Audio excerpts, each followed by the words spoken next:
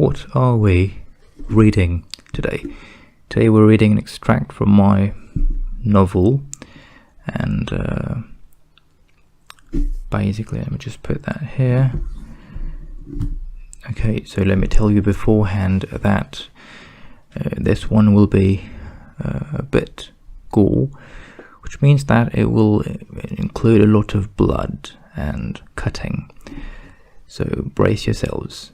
Okay, and I think we're ready, so I think we can get started right away. So I've got my pop filter, and the lighting is slightly better than last time. Okay, so Sony Vegas Pro, can we make this a bit more cinematic here? Thank you. Yeah, that's much better. Okay, so I'm going to be reading from my laptop. Okay, which is why I'll be looking in this direction.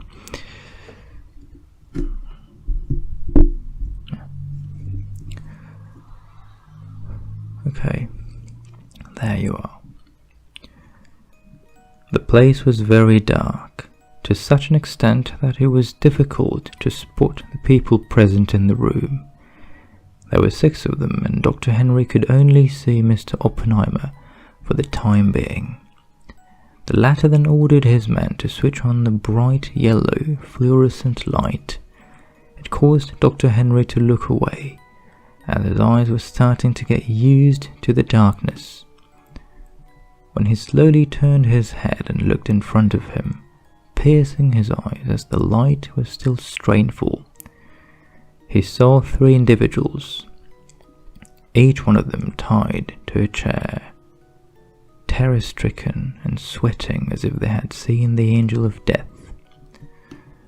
On both sides of Mr. Oppenheimer stood 2 henchmen, armed to the teeth, bearing solemn expressions. They were not fooling around. They looked like they could kill a fly with their bullets if it disturbed Mr. Oppenheimer.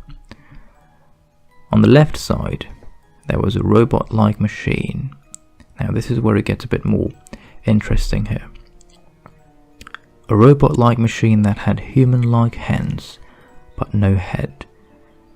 It was holding a long and razor-sharp katana, placed gently onto the neck of the first individual. He was sweating more than the others. He couldn't even afford to tremble, as his neck had already started tasting death. The blade was too honed. Now I'm going to skip a few parts here because obviously they're spoilers, so I'm going to move to the next part. Okay, Dr. Henry didn't know what to say. He was not in charge. Mr. Oppenheimer then continued. This machine here is amazing. It's not a human. It has no emotions, no feelings. What I like about it is that it has a death timer. I have set it to 1 minute. If I am not satisfied with your answer within 1 minute, it will automatically start cutting through until it reaches the other end and your beloved neck falls into your own hands. That's terrible. Please place your hands on your thighs accordingly. And do note that the machine will not wait for my command. I'm excited, I must say. He looks at Dr. Henry. It's my new gadget. How do you find it? He smiles hesitantly. It's inventive. I'm glad you like it. Let's get started. The 3 men were in a miserable state. They placed their hands on their thighs, as instructed. They wished they had died at sea itself. They couldn't handle the fear and the weight. It was insufferable. Okay, again, I'm skipping a few parts. Sorry, I need some water. So I'm going to skip this part too, because, again, spoilers. Skip. There you go. The questions were not being asked to help them save their own lives, but only a way to promote the fear that Mr. Oppenheimer took pride in. His business depended on that. Your silence is not helping you, but to be honest, even your answer would not at this point. Your time is nearly up. Say your prayers before you leave this world. Adios, my dear companions. Oh, and I forgot to tell you one thing. This thing cuts very slowly. Bear with it. The first man closed his eyes, now shaking and pressing his teeth hard. Dr. Henry was appalled himself. He was not used to witnessing such crude torture. And this one was not only physical, but also psychological. He wanted to look away, but did not want to let Mr. Oppenheimer feel that he was not brave enough for this.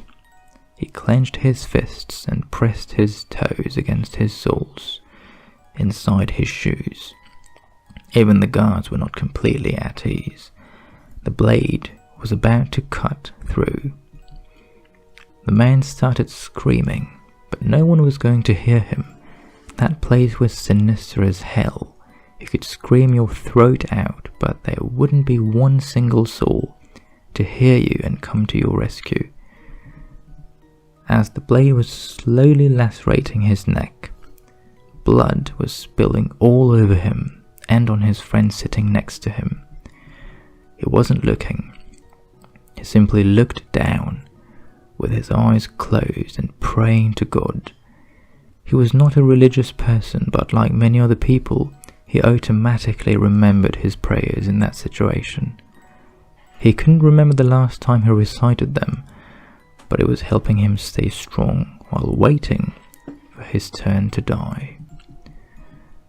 Mr. Oppenheimer was calmly sitting there, leaning his back against his chair and looking all blasé. Dr. Henry could not understand how he could enjoy such scenes. He was a psychopath, a maniac that relished blood and gore. The blade had not yet finished its work. The neck was dangling already, but there was a bit more to cut through before the neck could fall into the victim's own hands. It finally did, making a strange sound, and Mr. Oppenheimer smirked wickedly. Dr. Henry thought it was beyond the pale. He had other ways of killing a man. That image would probably never leave his mind, and it's probably not going to leave yours as well.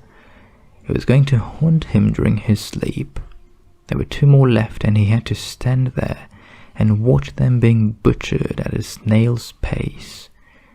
Each one had the chance to answer the questions first, though.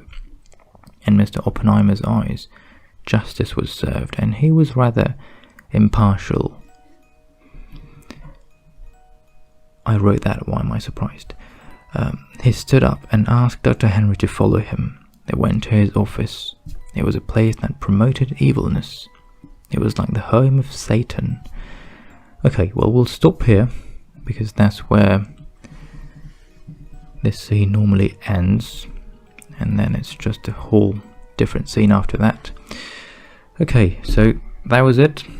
I hope that you enjoyed this scene, and please, again, so I'm going to do the usual. Please like, comment, share, and subscribe for more videos. Thank you for watching. Take care.